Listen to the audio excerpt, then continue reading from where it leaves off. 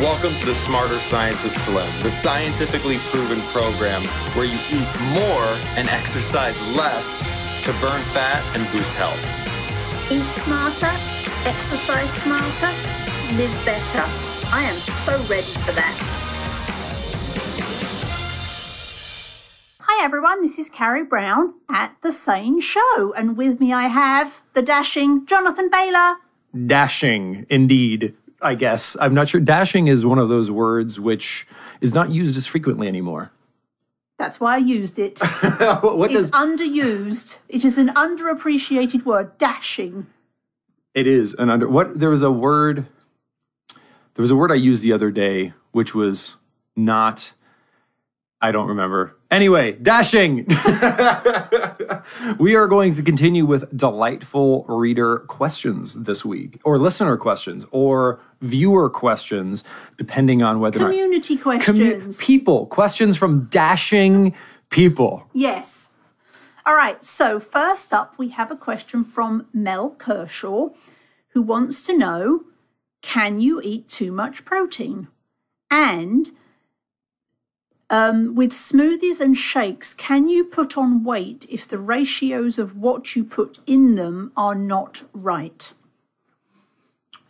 Great question, Mel. And a quick reminder to everybody. Remember, you are welcome to come over to our Facebook group to ask questions, but please remember that you can ask questions immediately to Google or to Bing, your search engine of choice, and you can get immediate answers. There's lots and lots of questions already answered online, and search engines are great at finding them. But thank you so much, Mel. The answer to your question is yes, you can eat too much protein. You can eat too much of anything, and I don't say that to make an obvious point. What I mean is, for example, you can drink too much water, but it is very difficult to drink too much water. It is very easy to consume too much arsenic because arsenic is very, very toxic, whereas water is not toxic at all. So it is possible to eat too much of anything. The real issue we need to think about is how easy is it to eat too much of anything. It is extremely easy to eat too much arsenic. If someone puts just a little bit of arsenic in your food, eat it, you ain't gonna have good results. You'd have to really, really, really try hard to drink too much water. But people have died from overconsuming water. You can look it up online. So can you eat too much protein? You absolutely can. But I think what will be really helpful is for us to think about how easy or hard it is to eat too much protein. Now, if you're eating your protein from whole food sources, which we always recommend is your primary source of protein. So think humanely raised animals, seafood, things like that. If you are eating that, and if you're eating double-digit servings of non-starchy vegetables per day, quote unquote, first, that's priority one, it is physically impossible to eat too much protein. If you are eating double-digit servings of non-starchy vegetables per day and you're getting your protein from whole food sources, it is practically over-consuming protein would be like over-consuming water. It can be done, but it's very difficult. Now, if you're using powdered protein, it would be very easy to eat too much protein. You can go into your kitchen right now. You can get whey protein isolate, which in a little scoop, which is about the size of a shot glass, have about 25 grams of pure unadulterated protein. You could mix a couple of those with some water and in one sitting consume 100 grams of protein pretty easily. You shouldn't do that. And that's why these powders should be used when whole foods aren't available. That said, can you overconsume protein? Yes. If you get it from whole food sources, are you?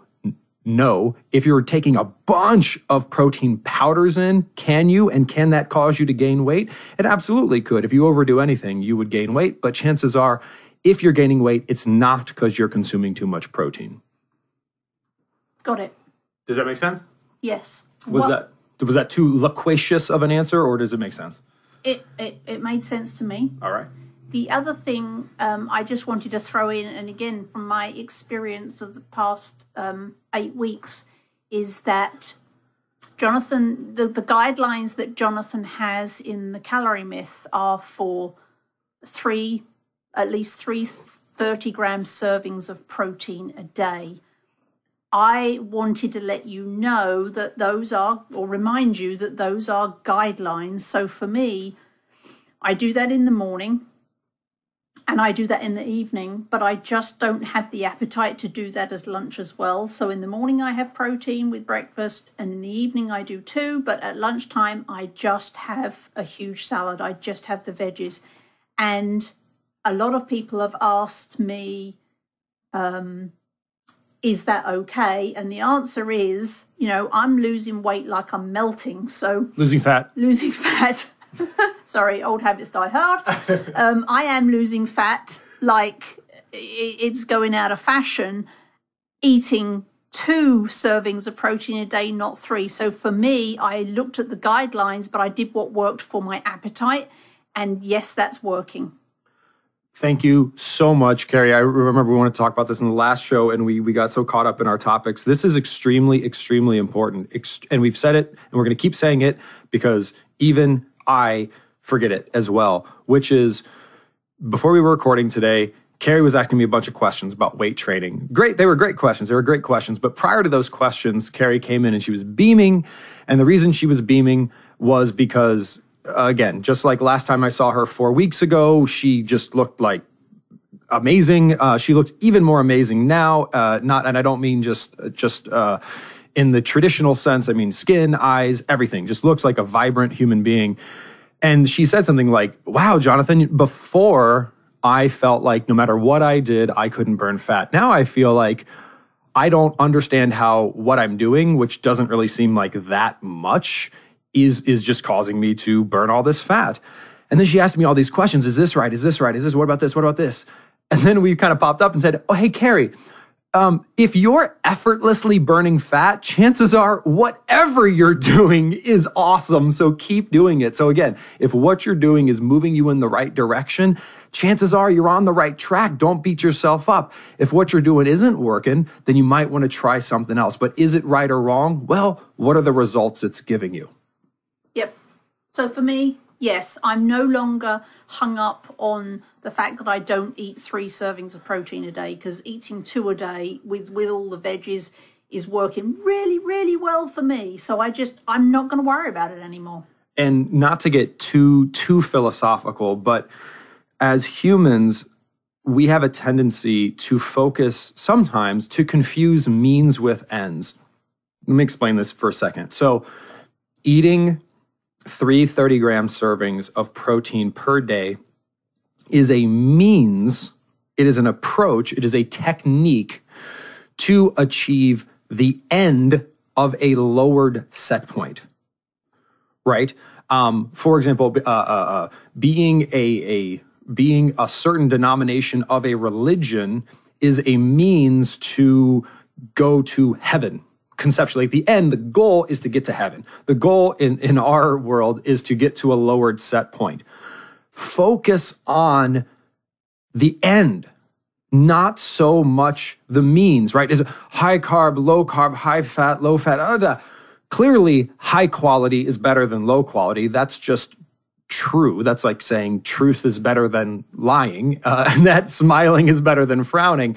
So focus on the ends, focus on the results you're getting, rather than beating yourself up that these means, these guidelines, they're guidelines to get you to the end. If you're getting towards the end, it's good. If you're not getting towards the end, recalibrate.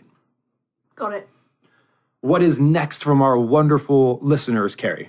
We have Peter Carroll, who, if he had some time with you, he would want you to talk about balancing fat, protein, and carbs in each meal.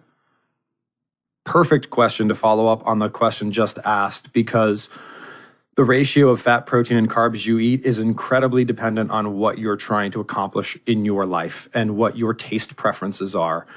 Studies have shown consistently, and this isn't just biology studies, but psychology studies, that if we want people to change their lifestyle, what they're doing needs to be enjoyable and sustainable. So for example, if you hate the taste of starchy foods and someone says, hey, the only way you can lose weight is by eating a lot of starchy foods, it's not going to work out well for you. So is there a right ratio of fat, protein, and carbs in each meal?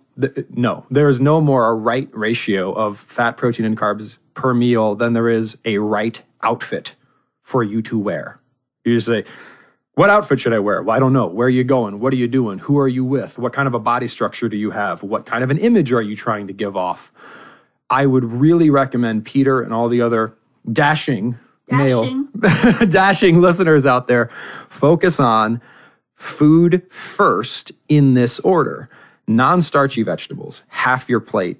Nutrient-dense protein, quote unquote, a third of your plate, and then whole food fats and or, depending on your goals, low fructose fruits as the remainder of your plate. So fat, protein, and carbs are abstractions from food. Just like calories are an abstraction from food. Focus on food, non-starchy vegetables first, nutrient-dense protein second, whole food fats third, and then low fructose fruits fourth, and judge your results. If you're not happy, tweak. If you're happy, keep going. Awesome. Oh, yeah. The calorie myth gives you the scientific guidelines. We should tweak them to what specifically works for us. And this, I don't know if I've said this yet on this show, so forgive me if I have, but a lot of the confusion, this analogy may or may not work, but imagine, so Carrie likes, if you were to ask Carrie, what makes you happy? Chances are Carrie might say something along the lines of writing recipes. Is that fair, Carrie? Absolutely. If you were to say, Jonathan, what makes you happy? I would not say writing recipes. Like I actively. And thank heavens for that, people. That makes sense. But now imagine, like, say an alien came to Earth and was like, Carrie, like I'm an alien and I noticed that there are happy people and there are sometimes unhappy people. And I'm trying to learn what makes people happy. And the alien asked Carrie, what makes you happy? Making recipes. And they said, Jonathan, sounds like you're not as happy as you want to be. Maybe you should make some more recipes. I'd be like, oh no, that doesn't make me happy at all. That would make the rest of the world unhappy. But you could have, like, the alien gets really confused. It's like, well, Jonathan likes, what do I like doing? I like going to Gold's Gym recently because I joined Gold's Gym and it actually has been very enjoyable for me. So you can imagine the alien getting very confused. Like, well, what is it? Is it writing recipes that makes people happy? Or is it working out at Gold's Gym that makes people happy? And by the way, I'm not getting paid or sponsored by Gold's Gym. I've just had a really good experience working out there. The answer, of course, is that both are true. Some people are happy writing recipes. Some people are happy exercising. Some people are happy playing lacrosse. Some people are happy playing the piano. We do know, and science has shown us, that there are certain things that generally make more people happy than others. For example, things that involve your brain, things that you are good at, generally give you more enjoyment than things you are bad at. But again, you have to apply it to yourself. You have to look at what works for you. So what is the right balance of protein, fat, and carbs? Well, Peter, that's going to depend on you, your goals, and what gets you to the end you desire. Did that analogy make any sense, Carrie, or did I go like way off the range? I loved it. Okay. Yay! Am I biased? Possibly a little. Well, hopefully our listeners are as well. So the next question comes from Pat Thompson, and I don't know if that's Patrick Thompson or Patricia Thompson, but welcome. And Pat is looking for ideas for vegetarians or vegans who are trying to meet protein goals. So, Pat, I am going to refer you to Google simply because I cannot do this as much justice as has already been done. So just simply go to Google or Bing and type in Smarter Science of Slim, vegan protein or vegetarian protein, or calorie myth, vegan protein, vegetarian protein. You will get some amazing resources, and you'll also find some incredible success stories of sane vegans and vegetarians who transform their life by taking their existing vegan and vegetarian diet and simply sanitizing it. So please check that out. I hope it's helpful. All right.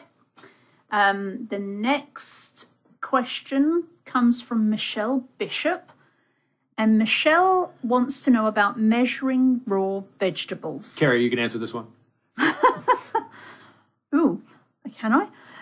She says that in the calorie myth, it says that 1 cup of raw veggies is a serving, but it also says that 8 baby carrots are a serving. 8 is less than 1 cup. And Michelle says she's always second guessing herself. So I think for me, anyway, this is much like the Mel's question about protein. Is the way I look at it is I don't count to 10 every day to see if I've eaten enough. I focus on non-starchy veggies first, protein seconds, whole food fats third, and I eat until I'm full and then I stop. Yes, perfect. Okay, so Michelle, again, I understand from personal experience why we are tempted to ask these questions, because we have been told to count our whole lives. Count calories. It's precisely 1,200 calories. If you eat 1,210 calories, if you eat 10 too many calories, in 10 years, you'll gain 10 pounds, right? It's this absurd precision that has been put upon us, which is wrong. It's just wrong. So, and I know it's much easier said than done, but Carrie hit the nail on the head. The point is, you're eating baby carrots instead of Pringles. That's awesome. That is so awesome. Keep eating baby carrots. Celebrate the fact that you're eating baby carrots instead of Pringles as a success, rather than focusing on, well, is 8 baby carrots the same as a cup? I can promise you, Michelle, that we don't have an obesity epidemic in this country. And if you are having success or having struggles, either way, it's not because people are measuring their serving sizes of baby carrots imprecisely. It's because our entire approach to fueling our bodies has gone in the wrong direction. It's been focused on quantity and calories rather than nutrient-dense whole foods. Eat baby carrots, enjoy them, eat other vegetables, enjoy them, and try to make raw vegetables or just non-starchy vegetables in general the majority of what you put in your mouth. If you do that, smile, smile, smile, because you're on the right track. Yay! Woohoo! The only time I measure, having said that I don't measure, the only time I measure is that I have a smoothie for breakfast every day, because I find that the simplest, fastest, easiest way to get everything in, is that I use 6 ounces of spinach, which would count for 6 servings of non-starchy vegetables. But that's, other than that, the rest of the day, I just eat vegetables until I'm full and then I stop. And that's, again, these are the reason, for example, in the book, I say things like 10 servings of non-starchy vegetables is we do need a guide, right? So there's, let's say you don't care so much about your health, which chances are that's not a lot of people who are listening to this show. But telling those people moving from 1 serving to 3 servings, they'll probably say, okay, with lunch or with breakfast, I'm still going to eat a Pop-Tart. I'm not going to eat any vegetables. With lunch, I am going to get a salad on the side, and with dinner, I'm going to have something. Whereas someone who wants to really dial up their health, understanding that they need 10 servings, are they really eating 10 servings technically, or are they eating 8, or are they eating 12? Think of it more as small, medium, and large. Like, that's the level of precision that we're working with. Are you eating not very many vegetables? Are you eating vegetables at every meal? Are you eating a therapeutic dose of vegetables? Measuring with that level of precision is important, because otherwise it's not really possible for us to direct people in the right direction. But you have so much other, Michelle, I don't know you personally, but I can pretty much guarantee that you have a lot of stuff going on in your life, and you're busy and you're brilliant, and that I promise you that your brain power does not need to be spent on measuring baby carrots. It should totally be spent on all the other stuff you've got going on in your life. I think for me, it's easier to just look at the plate size and just go, half of the plate needs to be full of vegetables. And I think the other thing that gets people confused is you know, our appetites are all different. So what might be 10 serves for Jonathan might be 20 for me, because Jonathan's appetite is bigger than mine. So I find it, when I think about doing what's right for my appetite, i.e. what total volume of food I can eat, I find it much easier to know I'm on the right track by making sure half my plate is full of vegetables, and then a third of it is protein, and then the rest is whole food fats. I just find that so much easier and less crazy making than 10 servings of vegetables. I'm going to do another off the farm analogy, so we'll see if this works. Recently, I had a conversation with someone. It was an interview where I was focusing very heavily on this idea of essential, eating the most of what's essential and eating the least of what is non-essential. So essential amino acids, essential fatty acids, essential vitamins, and essential minerals. And they were like, well, you know, what studies have been done to verify the fact that eating more essential substances will help your health more than, and I kind of looked at myself and I said, the question that person just asked would be a bit like saying, so take a step back. I said to this person, well, what is essential to a healthy relationship? So honesty, trust, love. These are things that are essential to a healthy relationship. Do you think it would ever be true that having more love, more trust in a relationship, more honesty would ever make that relationship worse? Of course not. Of course not. So, but do we measure the amount of trust we have? Do we measure the amount of love we have in a relationship? Do we say to ourselves, I'm going to make sure I say 16 positive things to my partner today? We don't. I mean, and maybe we might if we're in couples therapy and we need to do some artificial technique to get ourselves back on track. But think about every other area of our lives where we achieve success.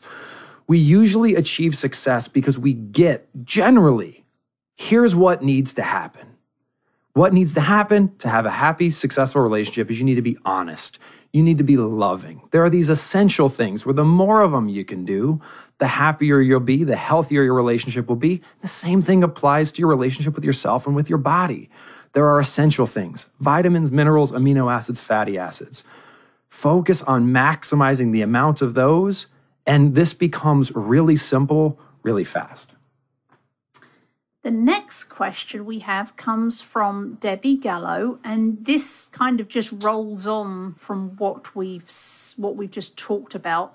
Debbie says, I would love to know about men versus women, larger folks looking for health, and also large weight loss versus smaller loss looking for health, but in the 10 to 20 pound weight loss goal. I heard the point of that was a bit confusing, but the point is she's asking is, how do suggested serving sizes change if we're talking about men versus women, or if we're talking about people who are looking for larger fat loss versus people who are looking for smaller fat loss?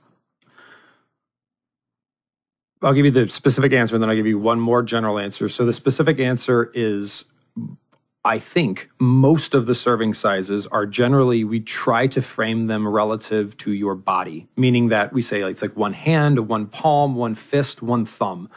The reason for that is it accounts for differences in body structure, right? So if we say a serving of nutrient-dense protein is generally the size of your palm, then a 6'6", 320-pound NFL linebacker will clearly have a bigger palm and thus a bigger serving of protein than a 150-pound, 65-year-old female who's 5'6", right? So that hopefully accounts for some of that.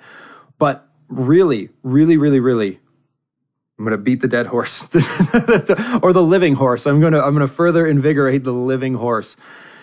If you have any confusion about your progress when trying to go sane, I want you to get out a piece of paper, and I want you to put that piece of paper somewhere, maybe next to your keys, somewhere you look every day. Put a pen next to it. I want you to put a check mark on that piece of paper every time you complete a day, and in that day, you consumed approximately 10 or more servings of non-starchy vegetables, meaning very clearly the number one thing in terms of volume you put into your mouth that day was non-starchy vegetables. Until you do that for 21 consecutive days. Just try to do that. I promise you.